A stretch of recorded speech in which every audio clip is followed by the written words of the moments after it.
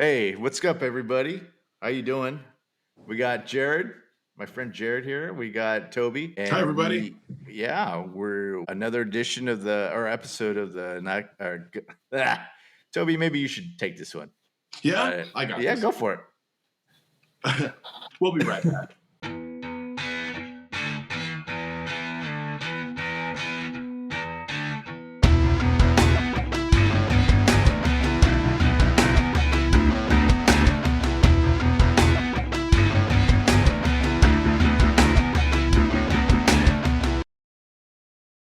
Welcome to season 2, episode 3 or 4. Not sure which where 4 of Gonna See My Friends podcast. Steven, of course, and we've got our old pal Jared, who's joined us. The band is officially back together.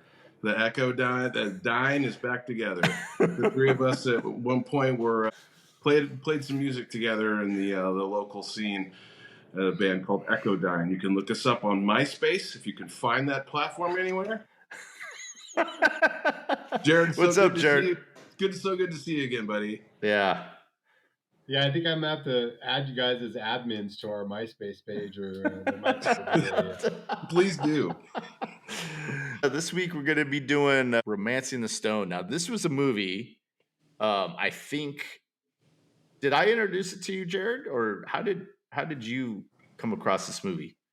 Oh man, Romancing the Stone was like an HBO thing. Like when I was, 9, 10 years old, or roughly in that. Like we were one of the first people in the neighborhood to have cable.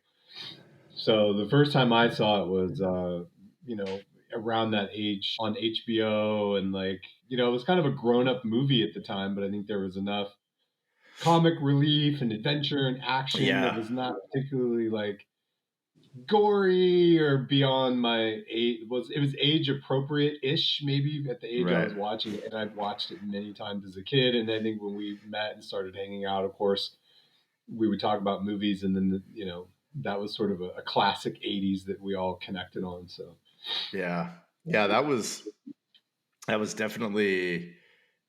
I think it was a VHS movie for me. How about you, Toby? When was the first time you watched this? Yeah, it would have been in the 80s, seeing it for the first time, and then probably really not since then. Oh. I've watched it several times, and when we went back this week, when I went back to watch it again, I remembered the beginning, I remembered all the characters, and I remembered the end, but the middle part was super fuzzy for me, because when we got to the part where they're actually looking for the treasure, I had no memory of how they found the treasure, so I was excited to get to that point. Yeah, it's like a new movie. It was like a new movie. I was like, what happens? They've got the treasure map, and then I forget what they do. So it had probably been 30 years since I'd seen it. Yeah. So it was fun to go back and rewatch it. I knew the Jewel of the Nile a lot more than the sequel to this, than I did Romancing the Stone, because my buddy had that tape at home, and that would just be in constant rotation. So I was obviously familiar with the characters, but this was fun to go back and watch the original again. Yeah, I think Nile again. I think I only saw that once, maybe. Yeah. But anyhow, yeah. Well, no, I think mine was the infamous Stepdad Library, because I've referred to this in some past podcasts, but for the new people maybe listening, it's like, so we got in Sacramento, we got our VCR relatively late, and I think we got it in 84, and mysteriously all of a sudden we had all these blank tapes. When you had three movies to a tape, and this was on there. And this is actually the first time that I saw Michael Douglas in a movie, because I had seen him when I was a kid, I'd seen him in The Streets of San Francisco with Carl Malden on Channel 2. And it was a Quinn Martin production. Remember that? It's a Quinn Martin production. Tonight's episode, Hot on the Trail. And it was just, the Streets of San Francisco. But that was the first time that I saw him, and this is the first time I saw him in a movie. And so it was pretty cool. This is Robert Zemeckis. Oh, wait, I'll let Toby do that. But yeah, it was a hit from the first time. And me, I'm a movie guy, so I watched this movie probably 100 times in 1984 or whenever it came out or whenever I saw it. And it was instantly quotable for me because, like with Jared, when I knew that he liked it or whatever it was always hit the road, or just what random quotes from this movie. Hit the road. And we would always bust them out, and it was just always this inside thing. It was always so fun. So this is going to be a good one. So yeah. So all right, Tobe, you got some info for us? I certainly do. Thanks. Just real quick, just to give you the deets here. This is we'll start with the writer because I didn't know any of this going into it. Kasdan. So it's written by Diane Thomas. Who? Diane Thomas worked as a waitress for many years in New York, and she had a screenplay that she had written sometime in the 70s. And that was this movie. Long before Indiana Jones, she had written this adventure movie. And she pitched it to one of her customers, who Michael Douglas would come in there all the time. And she pitched it to Michael Douglas. He loved the idea, and he said, I'm going to produce this movie for you. She said, well, I thought maybe you want to be Jack. And he's like, no, I'll produce the movie for you. So written by Diane Thomas. She wrote all the characters. She's got a second writing credit. She has 2 writing credits. The other writing credit would be the sequel to this, Jewel of the Nile. Sadly, she passed away in a car accident about a month before Jewel of the Nile was released. She died actually in a car that was driven by her boyfriend, but the car was purchased by Michael Douglas as a thank you to her for writing the screenplay to this movie. She was very young. Yeah. She's very young. Died in a car accident in 1985. So right before the sequel would come out. It's directed by Robert Zemeckis, as you said. He was fairly young at the time as well. He didn't have a whole lot of writing credits. We know Zemeckis, his list goes on and on, still making movies. He didn't direct Jewel of the Nile after this. You would think, well, the sequel comes out immediately afterwards. He must have done the sequel to this. He did not. And he did a small movie, wasn't it? Didn't he do a small movie in 85? Yes, very small. Nobody's heard of it. Yeah. After this movie was in the can, he went on to direct Back to the Future. I've never heard of that one. No. Yeah. So he was putting out movies just about every year. Yeah. After the what? After Romancing the Stone, Back to the Future. Yeah. Google that one, Jared. You might want. Yeah. It stars Michael Douglas as Jack Colton, Kathleen Turner as Joan Wilder, Danny DeVito as Ralph, Zach Norman as his cousin Ira. And Douglas Douglas just wanted to produce it. He didn't want to play Jack, so they offered the role of Jack to Sylvester Stallone, who turned it down so that he could be in Rhinestone with Dolly Parton. Working with Dolly Parton, that's what he wanted to do. Rhinestone, not as highly regarded as Romancing the Stone at the time. Yeah. He said it was one of the biggest mistakes he ever made. So, yeah, oopsie daisies there. Yeah. It was released on March 30th, 1984. It's an hour and 46-minute runtime. There's a lot of swearing in this movie, but it is a PG rating, which I was surprised to see. Yeah, there's no F words. There's no. Yeah, that's true. That's true. There's a lot of swearing in Spanish that I don't know would fly under PG nowadays. Yeah, I'm like, ooh, really? I don't know that you'd say that right now. Okay. I'll comment on something on that later about there were some. Yeah. Scenes There's in that some questionable. Movie that's pushing it for 1984. Yeah. Yes. Yeah. Right. The way Ralph is talking to Ira, you're like, good Lord, man. The budget was $10 million. It grossed 76 million, so it's a smash hit. Wow. Oh, wow. Worldwide was 86 million in the box office. And one thing to note, as I noticed right away in having watched many Robert Zemeckis movies, is I recognized the soundtrack, the score to this movie almost immediately. And I recognized it because I heard some things that sounded a lot like Back to the Future. So I'm like, is that Alan Silvestri? Yeah. Yes, it is Alan Silvestri. This is the first movie they collaborated on together, and they've collaborated on every single movie since then. So very distinct sound. Some of it's a little dated. We could talk about that a little later. They would go on to work on everything from Back to the Future movies, Who Framed Roger Rabbit, Death Becomes Her, Forrest Gump, Contact, Castaway, you name it. They worked on it together. So there's your rundown. Woo! Yeah. All right. Well, thanks, Soap. What was that? You like that movie? That was a great movie. I'll have to go back with and watch. great scores, right? You got that. He really sets the tone. They work together like Spielberg and Williams, man. Yeah, absolutely. Yeah, I think in watching it last night, I have over the years acquired a taste for a lot of kind of world music types of influences, particularly like my time in the festival, kind of touring around and Burning Man and all this is a lot of Latin percussion that, while dated in terms of, the sax lines and the keyboards but I think that was a welcome sort of soundtrack to me last night. Was particularly like Winnie Lane's coming out of the apartment early in the movie and getting in the what is that, Cobra, to try to escape, and the little and the kids spinning the thing. I mean, it was just, it was very 80s, but I also appreciated like moments in the suspenseful chases where there's this great percussion that's happening alongside all the instrumentation. So as dated as some of the style was, I always appreciate that. So it was very appropriate for like the setting of the movie. So I'll give it a minute. Cool. Yeah. I mean, I think that a lot of the music, especially when I hear Silvestri or Zemeckis, whatever, you hear the similarities of, like, because he did, I think he did Predator as well. And if you watch Predator, you hear these kind of motifs that are kind of similar to like Back to the Future kind of stuff. And I hear it in this too a little bit, especially like at the end when I think when she sees his boat and you hear that kind of the little ringing. That's very Back to the Future. He used I think he used the exact same one. He had in some of those rings. Yeah. So I hear that in a lot of his stuff, and especially in Predator. Predator's like, Jesus, did he just take? Sometimes it just sounds familiar. But all right, cool, man. Well, let's start this off.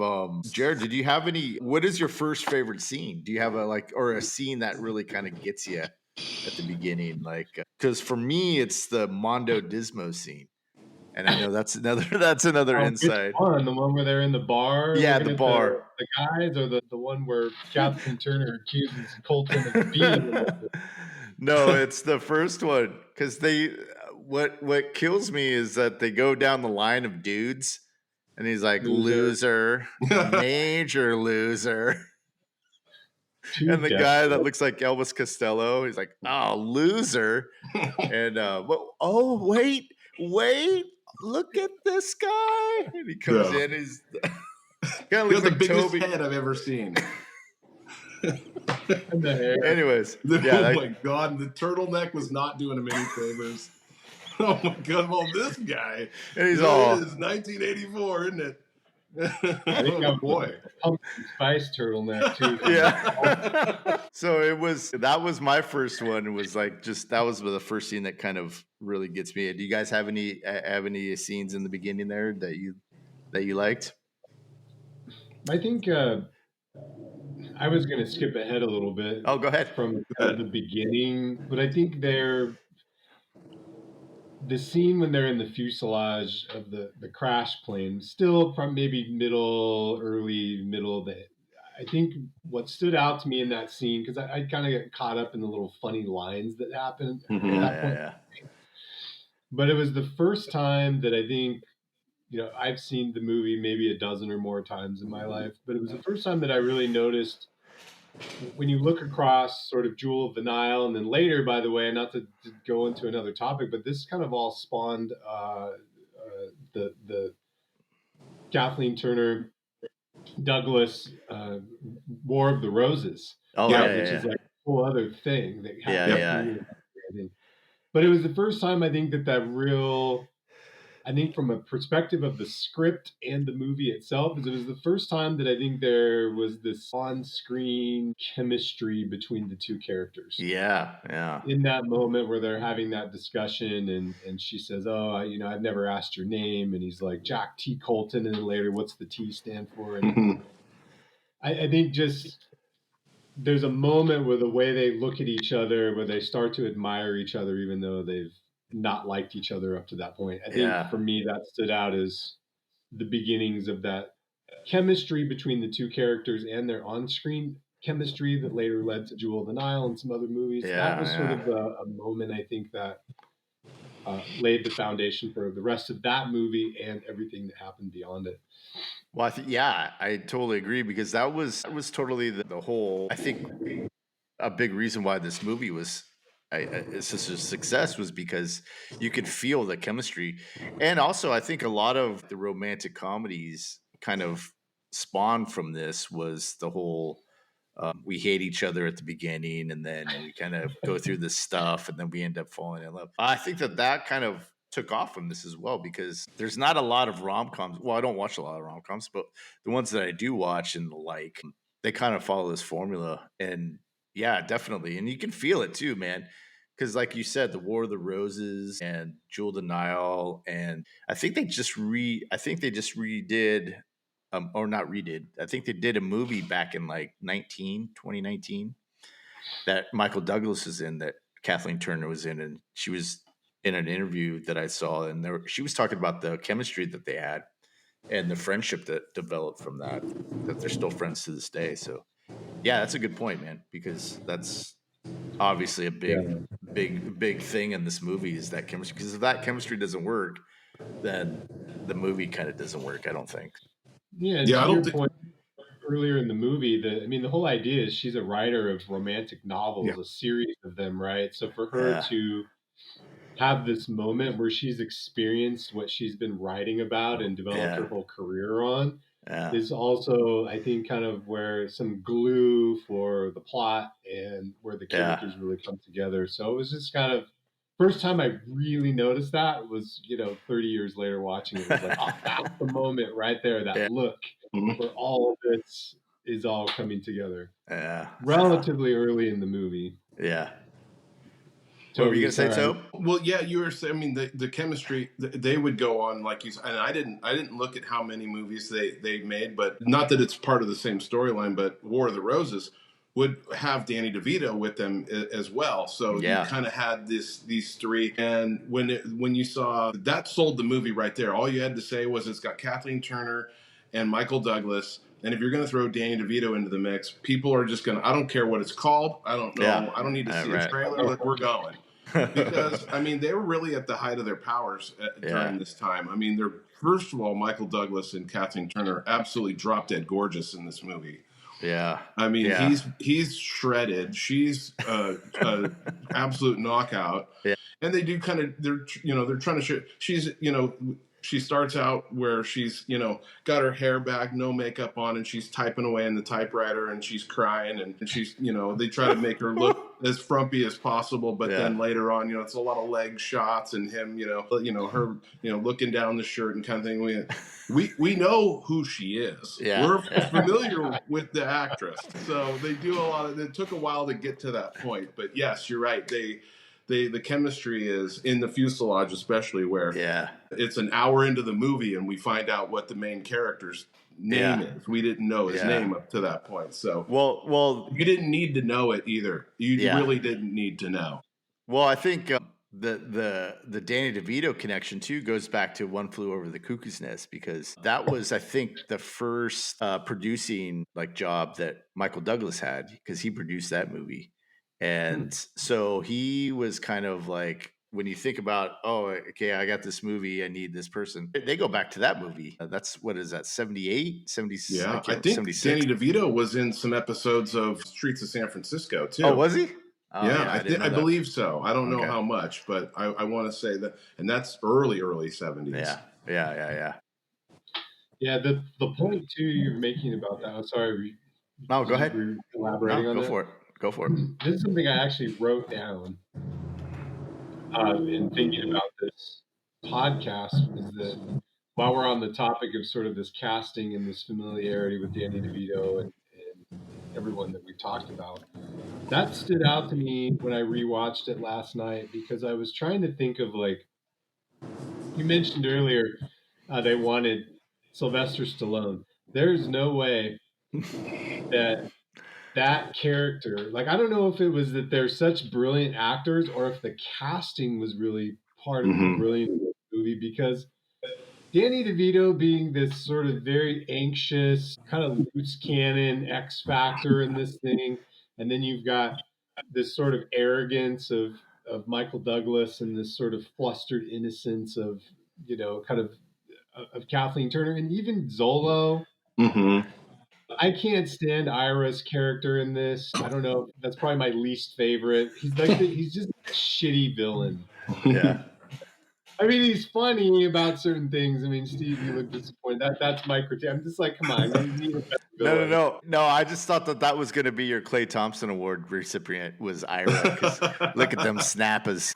Yeah, well, he's got a couple one-liners, but in general, his character gets on my nerves. I'm like, you're the villain and you're kind of a jackass. You got to be like, he's not the alpha villain. He's like the beta villain. Well, I think that was the whole point. That was the whole point of it, was that these guys are not villains; they're treasure hunters, and so they don't really know what they're doing. They're kind of like, all right, we just need that map, and so they're just kind of, I think, they get her on the wrong bus, and you got Ralph, or what's his name? What's Danny DeVito? Ralph, is that his name? He's Ralph, yeah. Ralph. And you make a good point. Yeah, and I think the real villain is Zolo. Is in this movie I think that's the real.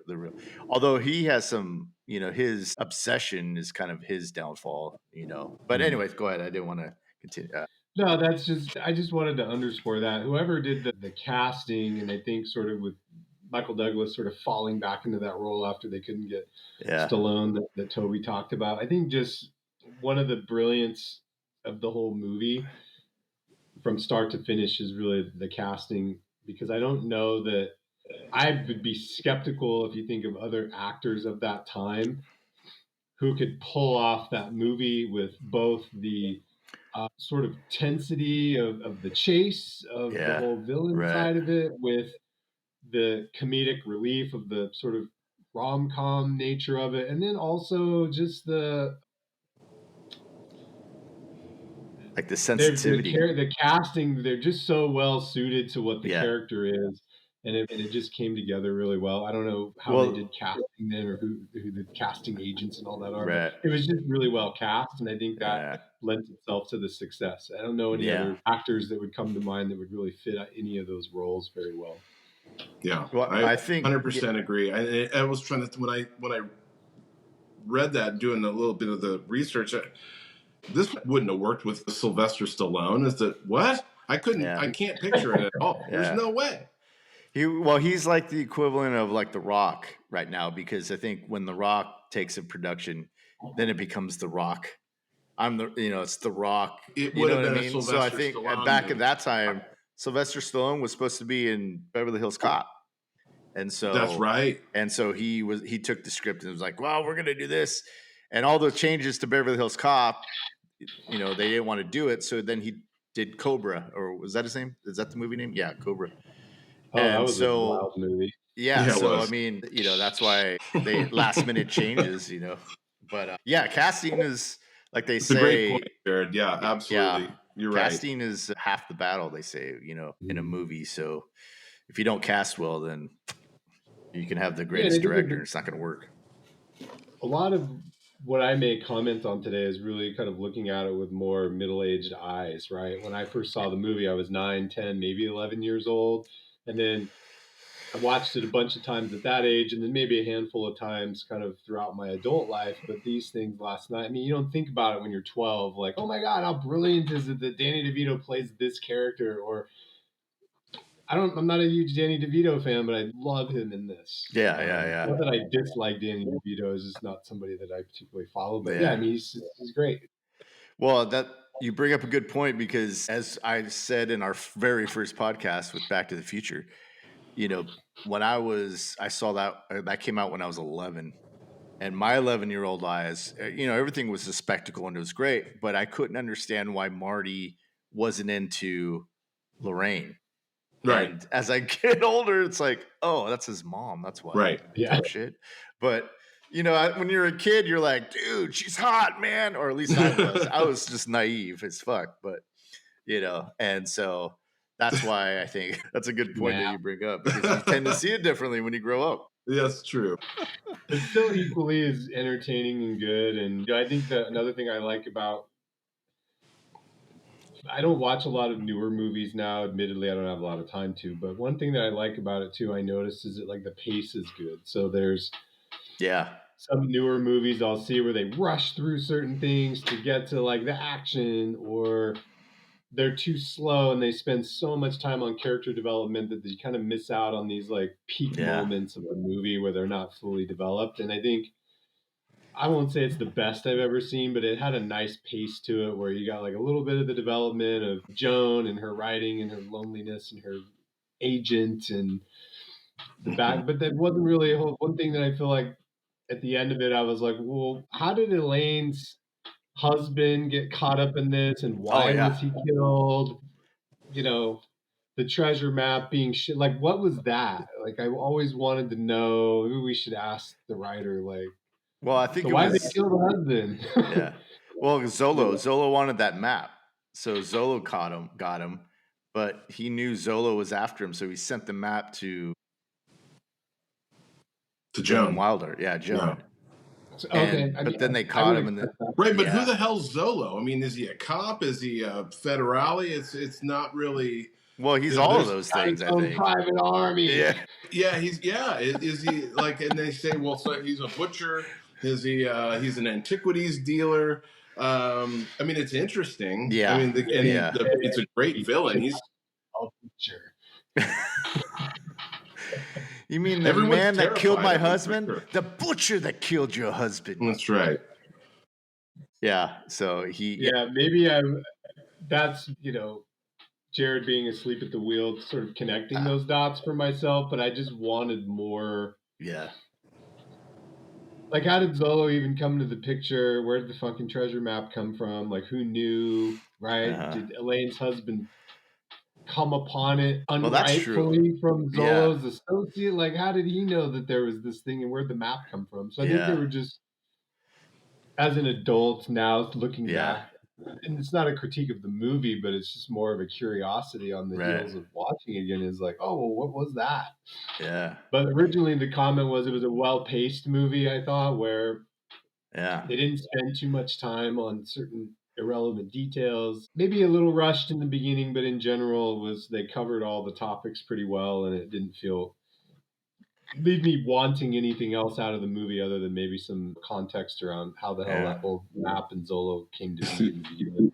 Well, me and Toby just talked about that in last week's pod with Point Break, how it was paced just perfectly. That movie too, because it's and what you bring up, Jared, the point of like having it getting bogged down on backstory or maybe character development or something like that.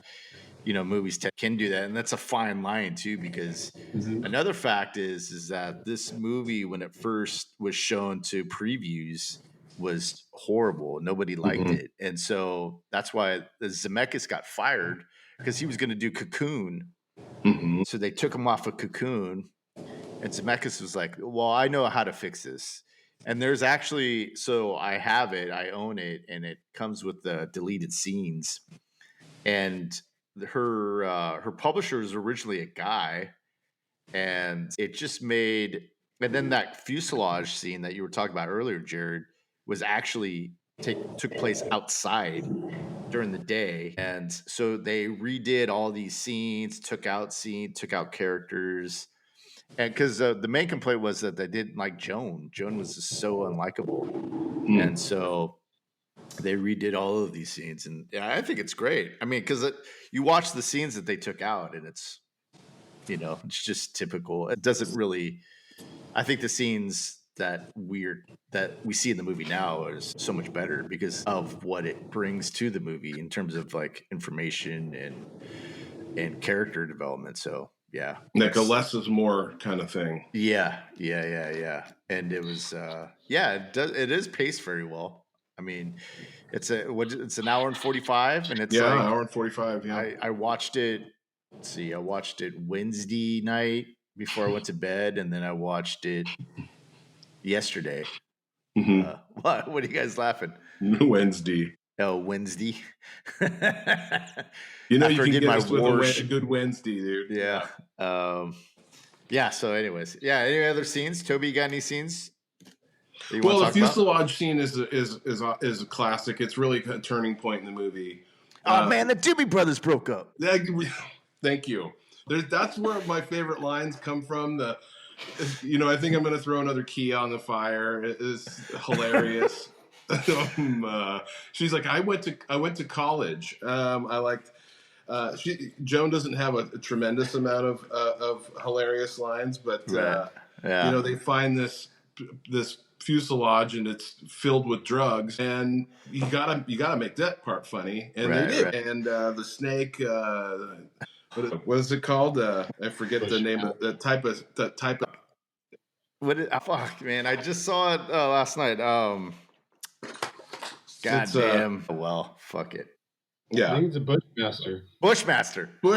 Thank you. Goddamn Bushmaster. Thanks, Jared.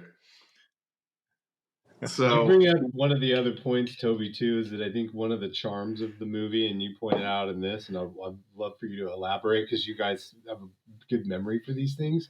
Mm. The last kind of note that I put was really related to what you're talking about in terms of like the charm of the movie to me with the casting kind of tied in is that the timing of the comedic lines or the poignant lines, those actors, that casting, the timing really made it. And to your point about the line of, God damn it, man, the Doobie Brothers broke up. There's a whole dialogue going on where, Joan's really trying to connect with him, and they're like, like the timing of him sort of having that distraction and making that comment. The line's not even funny.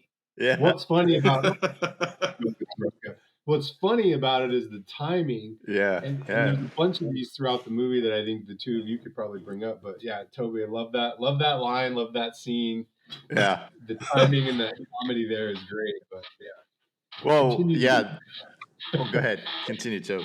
So, he's been away from civilization for so long that when he finds that Rolling Stone magazine with Elvis Costello on the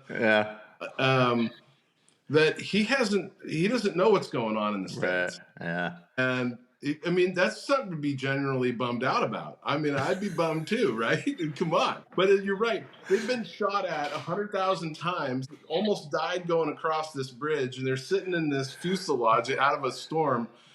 And it's not really all that funny, but it's a tension breaker for one. And you do have this, I mean, a lot of movies have diner scenes. This is kind of their diner scene where we're going to have the character development and tell each other this is where you learn his name. And so, and this is where the chemistry starts. They go from hating each other to she's, maybe it's what's burning on the fire that makes her start to swoon for him, but then she immediately passes out.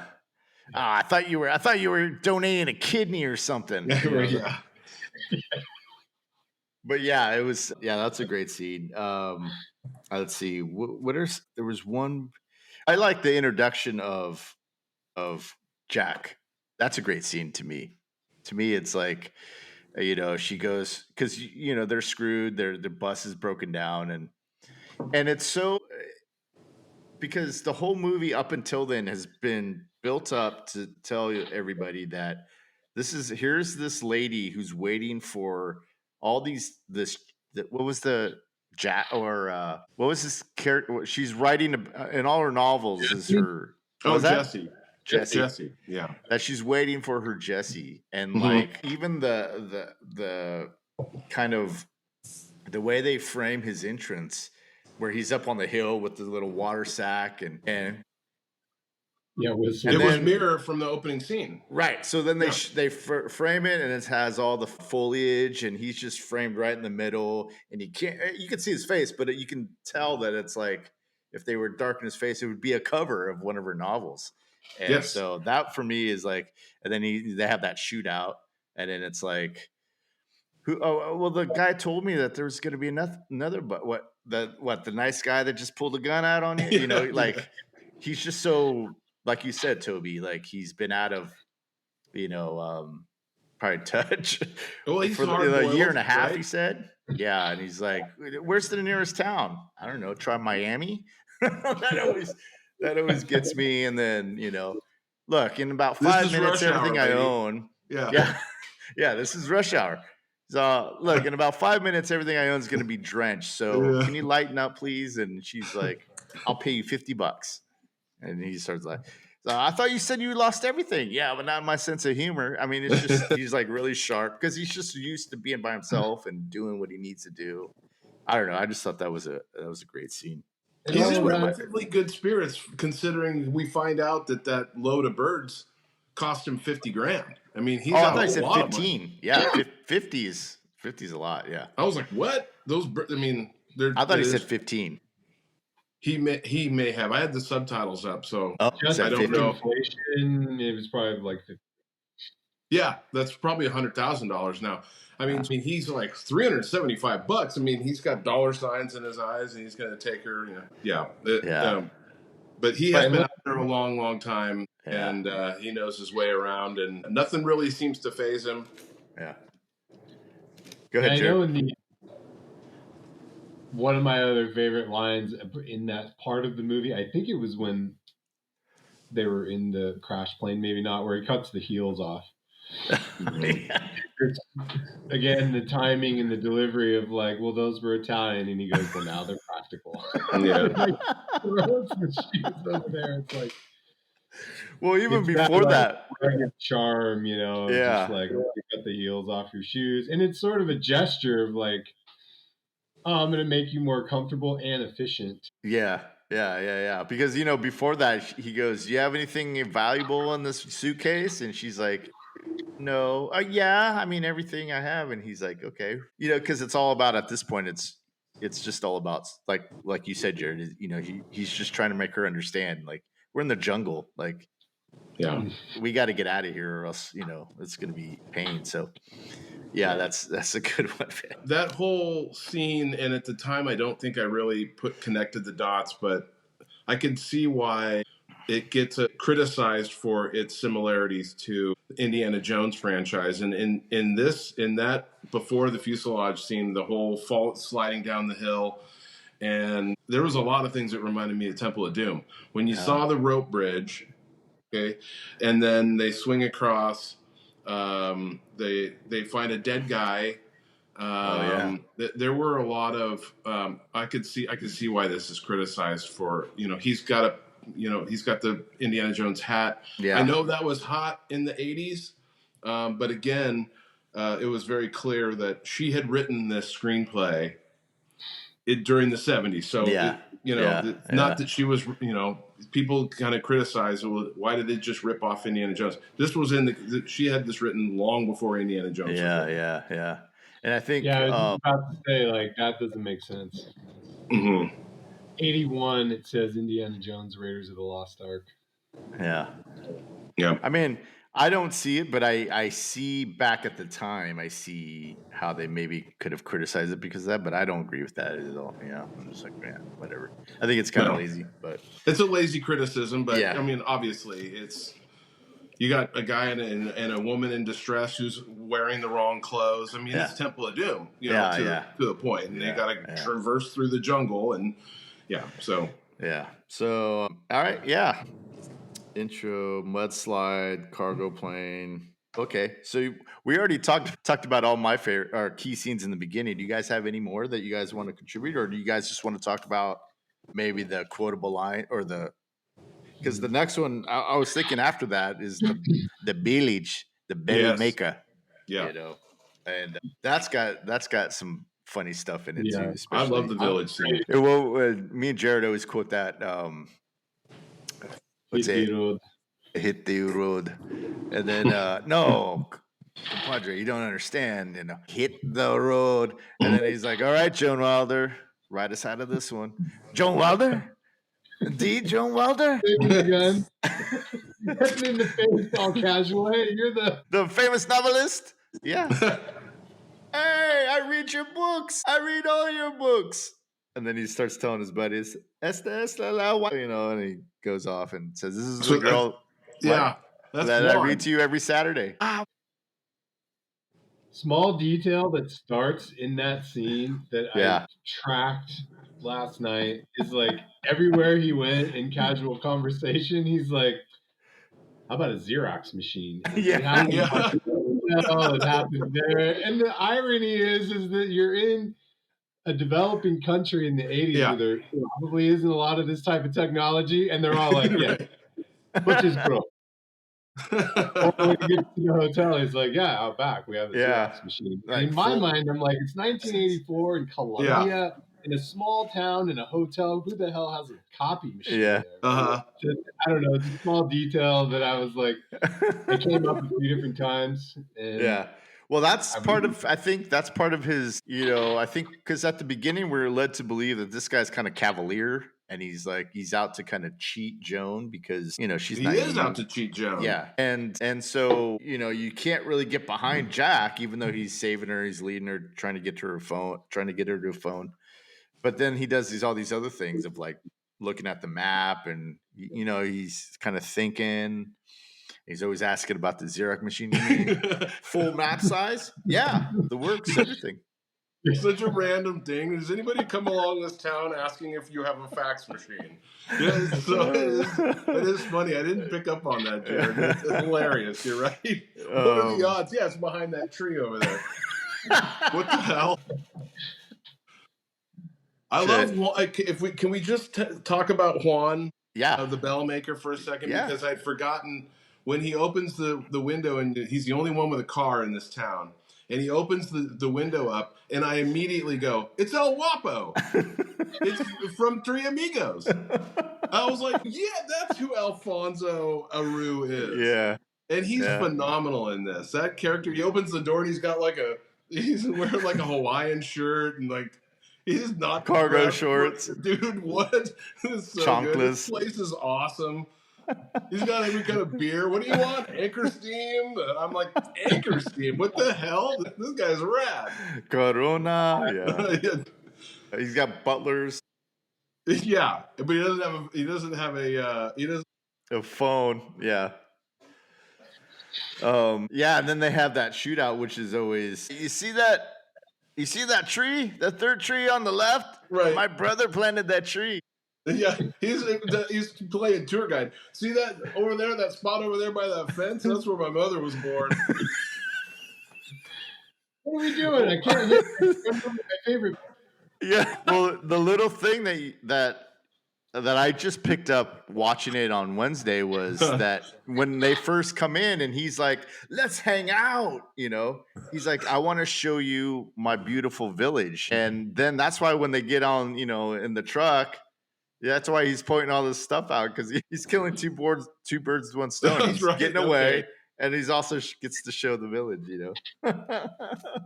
And what kind of truck was that? Is that a Ford Ranger? It was a Bronco. Oh, Bronco. Yeah. Okay. Pepe, my little mule. Yeah, that's my little mule. Oh, Toby, man, living where I do and owning as many vehicles as I have over the years, I've come to have this affinity, and I watch these like YouTube channels for off-roading and overlanding now because like I kind of live in that. Was that a full-size Bronco or was that one of the little Bronco 2s? I think it's a Bronco 2. Yeah. So did I, but it sounded like a full-blown like V8 Bronco, like like somebody did a nice job with the sound with the audio. Yeah. Yeah, it's got dual exhaust. It sounded like, I mean, they probably dubbed that sound in. It could not have been the motor that was in that. And it's fireproof. Supercharged at one point. I heard a supercharger like whining. That sounds like a Hemi. Bronco 2 with a V6. Sorry, Randy. No, it's great. That's a great point. Yeah. Pepe. He's got the bridge rigged up. I thought that was really. They jumped the bridge. What's the escape called again? Lupe's escape. Lupe. Or lupus, but I don't think that autoimmune disease, you would name your escape bridge after an autoimmune disease. But lupus, yeah. Lupus escape.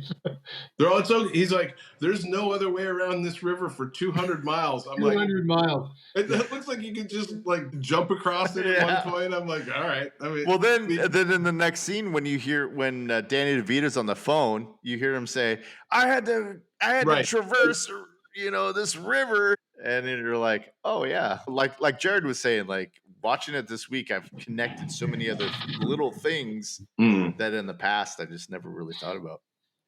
I think Ralph. Yeah, you're right. Ralph's talking to his brother. Yeah.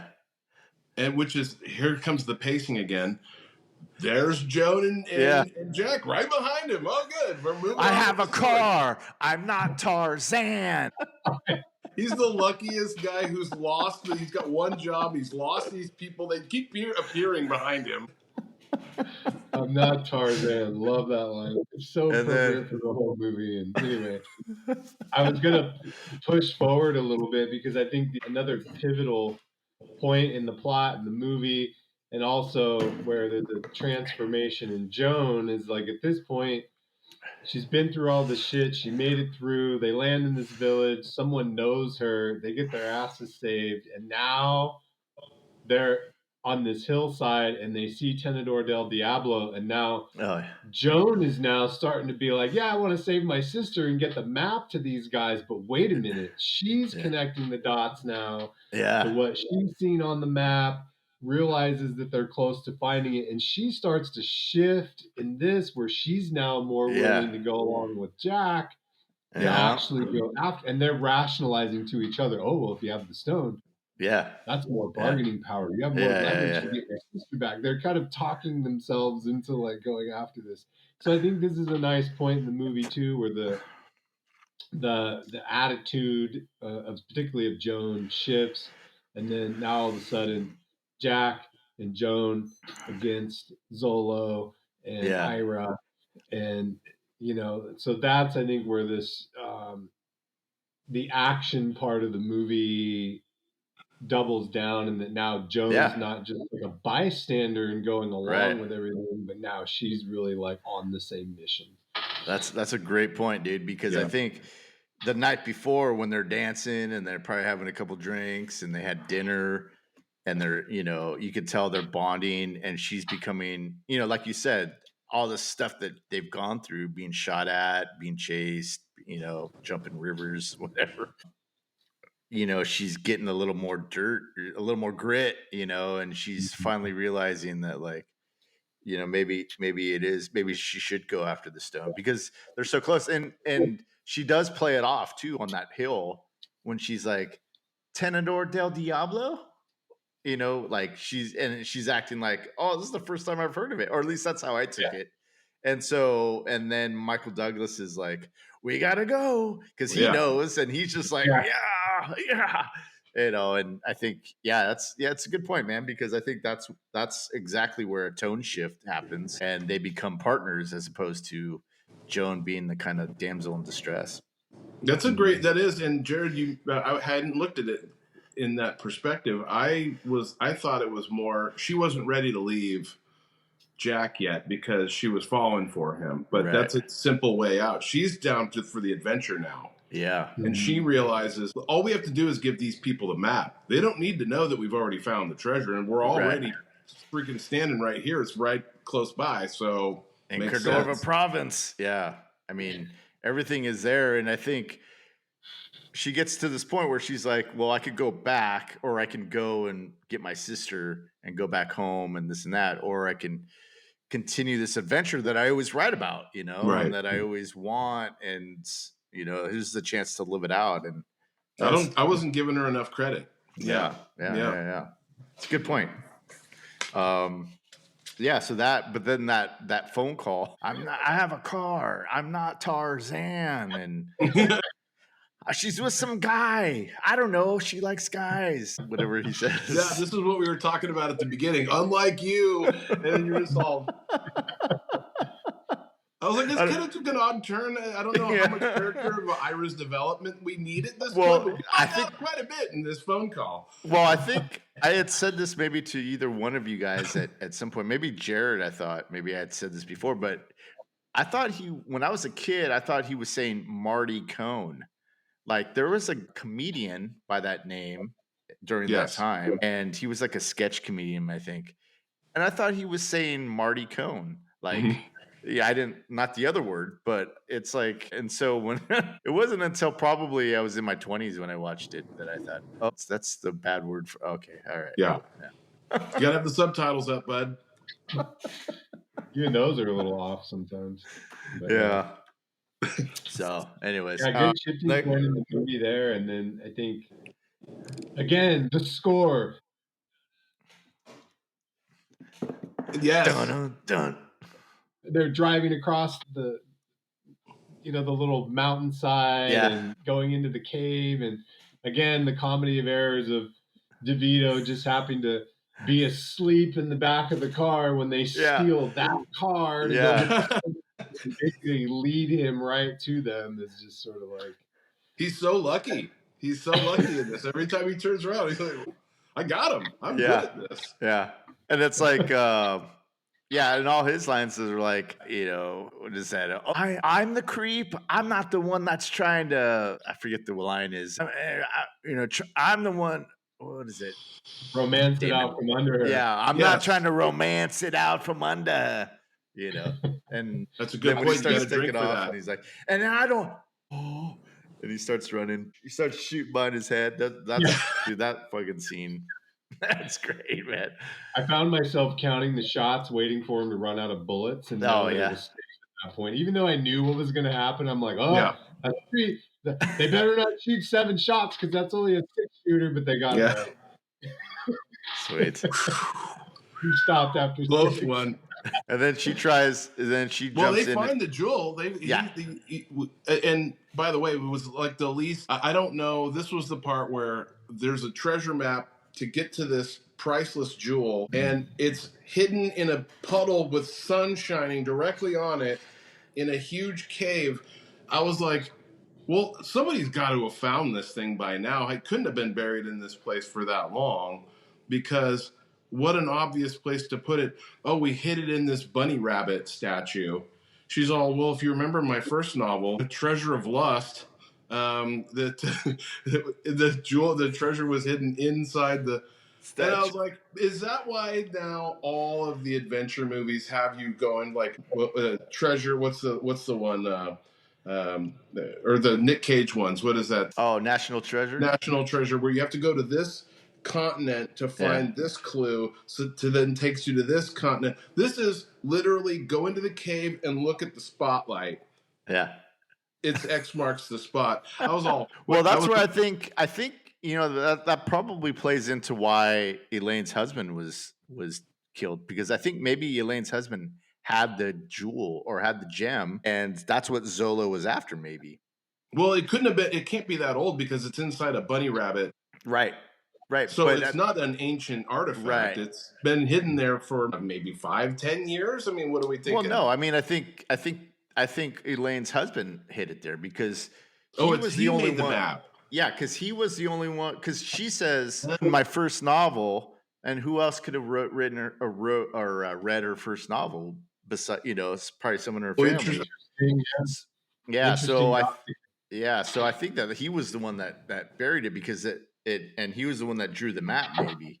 So I think it was very clever the way she figured out that you fold the map like Mad Magazine back when you fold it together, it makes a different picture. I thought that was clever. I'd forgotten. All about right, that. Joan. Or Elaine's husband was a cartographer. Yeah, it's one or the other, right? Yeah, I mean, because it's not really true to the specs, Well, he must have read Mad Magazine. I was like, cool. I remember that was my favorite part when you fold that back cover. I mean, you got to screw up your magazine, but if you don't know what I'm talking about, you just buy 2. You just buy 2. Would take buy 2.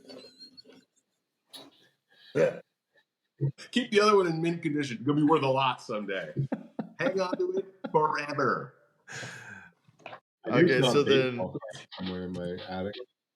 So then the next big scene is the whole, I guess the final, like what, half hour is the old castle, and Zolo gets his hand bitten off, and it's kind of funny because it's funny they because think they're gonna Elaine's gonna bring the map and get her sister back, and Ira and doesn't need to know that they've already got the treasure. So she thinks, I've got the best of both worlds. I'm going to get out of here, save my sister, and we're gone. He does let him go. You and your sister. Yeah, I mean, they almost have it. They're they're at the home stretch. But freaking Zolo, man, he's good. He's obsessed. Catches Jack, catches Ira. He's Captain Ahab, dude. He's caught everybody. He needs to find his Moby Dick, dude. And I love in that final sequence when they're on that sort of castle coastal fort or whatever, the camera shots of the switchblade repeatedly, where it's like first he opens it and cuts Joan's hand to get the crocodiles to come over, and then there's later when she has it and throws it at him, and he stops it with the stick. Yeah. There's all these shots of like the shiny switchblade. Yeah, it's sort of like ultimate weapon of death, and it was sort of like at the time the switchblade was this sort of very, I don't know, you can think of like going all the way back to West Side Story or like what was the movie where the hero's always got the butterfly knife and he's opening and closing it? It was just like a Stallone movie. Anyway, the switchblade and the butterfly knife were these very like iconic weapons in like 80s action. Absolutely. Yeah. It was just kind of funny to see, like, as an adult, 30 years later, seeing how it was filmed, where like the shiny switchblade had very deliberate I wouldn't even say cameos, but like the knife had a role. Yes. Multiple shots, like just that object. Yeah. And through the whole movie, he started out in the apartment killing the super with the switchblade. You're right. That's a great point. Well, like even in the beginning, throughout the movie, in the beginning, where she's like, "Come on, let's see," and she's done doing her whatever, and she has her switchblade, and she's like, and her garter, and her garter, and that's so the cold open, right? One of the earlier scenes, the very first scene. There's a switchblade in that one too. You're right. I mean, switchblade, Jared, great point. And we loved them because then we all wanted at the time. Yeah, we're 10, 11, whatever. The comb, the switchblade comb was about that was at its height of its powers, and you had to have that switchblade comb. It worked like shit, but you needed it. It was cool. It had some heft to it. Bro. I mean, like a flea market. Yeah. Oh my God, I wanted one of those so bad. I mean, but this one was spring loaded, so it came out. Didn't it come out of the? It came out of the handle, right? That's the illegal kind. I think they're kind of all illegal, but the one that came out of the handle that was spring loaded, those were, I believe, always illegal. Oh, okay. Yeah. But I don't know. But West Side Story, big one, and the butterfly knife. All it was missing was a throwing star, and you would have had all the big three from the big three knives from back in the day. God, what was the movie where there's this constant scene of the guy with the butterfly knife? I know what you're talking about. And everyone's like, "Whoa!" And you're like, "How is he not cutting his hand off?" Whoa! Yeah, I don't remember. That was for us kids, dude. That impressed the hell out of us back then. I got to write this down. Related to the movie, though, it was a detail and a subtlety that created this like the knife again, like something very sudden. Suspenseful are going to happen or is happening, and I wanted to comment that one of the last things that I wrote down about it is that final sequence in the castle. You've got this sort of like adventure and romance and a little bit of comedy and some suspense, and then it just downright gets gory, right? It gets bloody. And I thought that like the whole biting off of Zolo's hand, when she sticks his cigar, in his face, was like watching it again as an adult. I was like, this is pretty gory for like a PG rated 80s movie. That was sort of traumatic when I was younger watching that, and as an adult, I was even like, oh God, like the blood and the thing in the hand. I'm like, ah. And you hear not only that, but it's the detail because it's the audio too. It's like you hear the actual.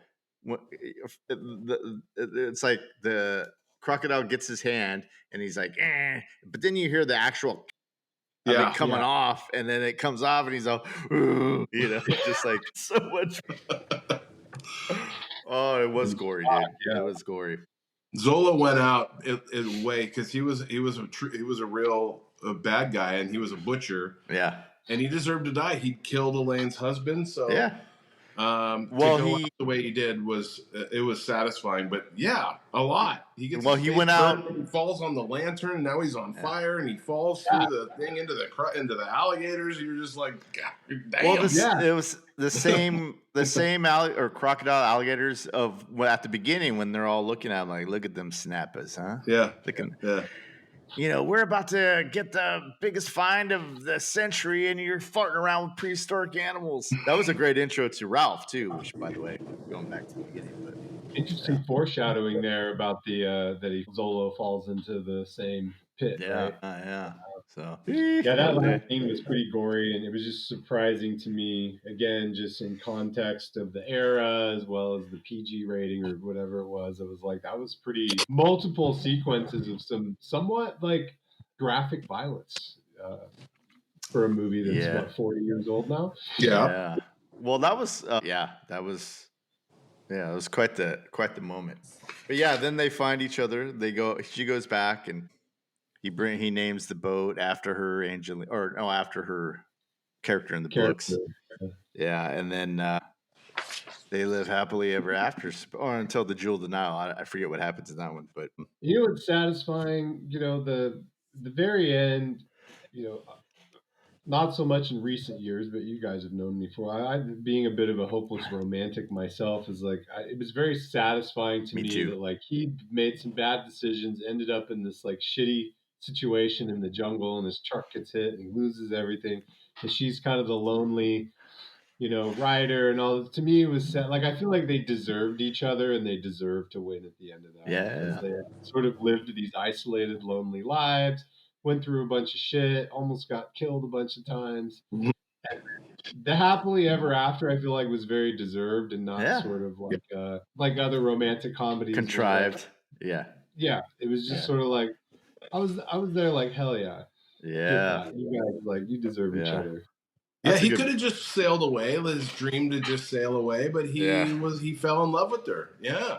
That's it. And then brought it down to Fifth Avenue. Yeah, dry docked it on Fifth Avenue. And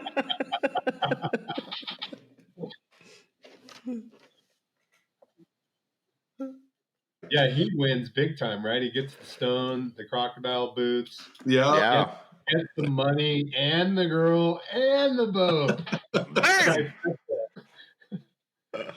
All right, cool, man. Well, let's get to our Clay Thompson Award, shall we? Do you want to do that? Want to hit that up? Or do you want to do some trivia first? Hit us with some trivia. Well, let's see. All right. Well, I think I already did it. Okay. That was the behind the scenes, the fuselage scene, and how they filmed it. Originally, they filmed it outside, but the previews are so bad that Zemeckis. I should have just saved it for the trivia, but no, it's all right. And so he redid everything, took out some parts, and they redid the fuselage scene, and in a studio in LA. So the outside was in Mexico, and then the fuselage, they did that scene after they did reshoots.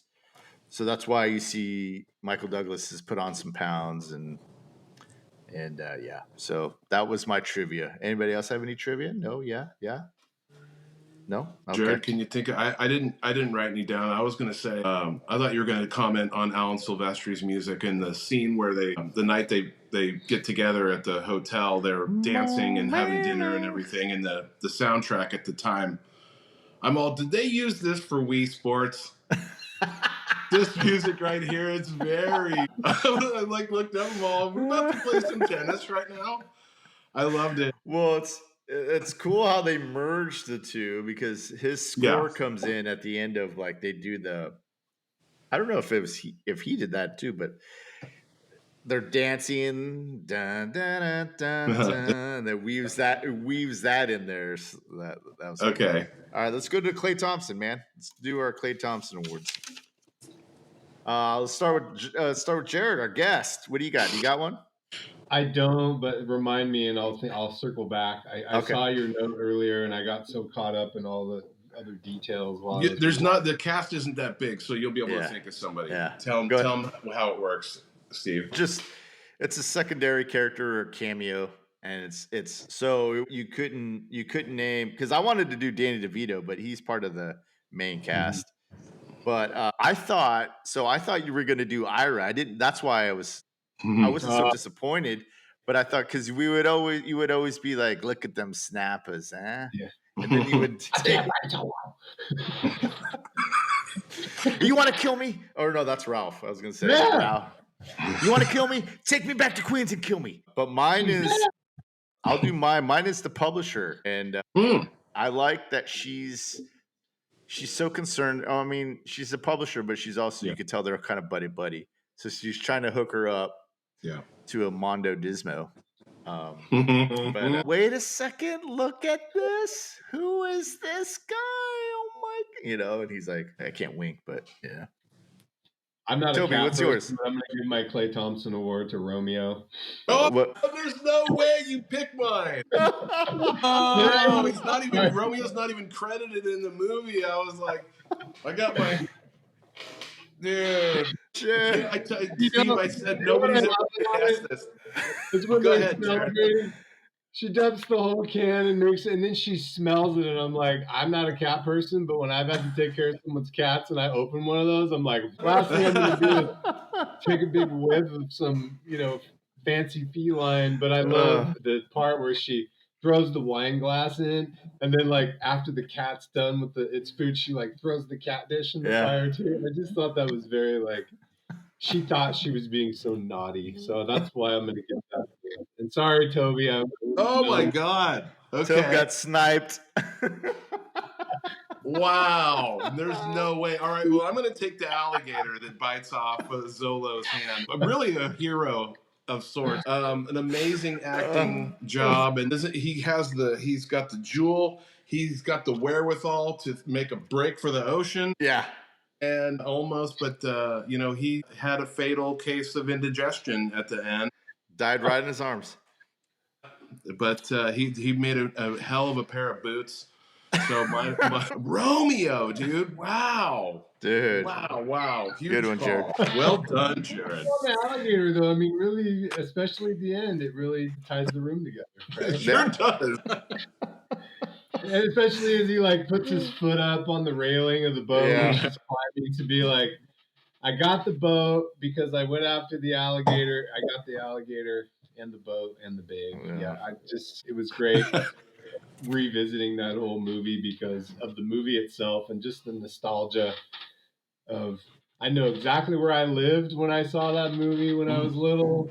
I remember the bike that I had. Like, it brought me back in a lot of other ways. But great movie, great timing, casting phenomenal. And one other, can I Klay Thompson scene in this?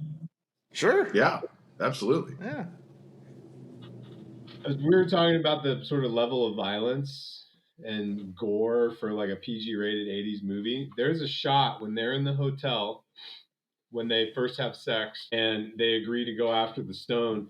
There's the shot of Kathleen Turner laying on her back with Michael Douglas on top of her, where it's like the side boob, the torso, and the thigh. And then as it gets at the very last piece of it, like he's laying between her legs with the implication of it, like he's laying there post-coital inside her.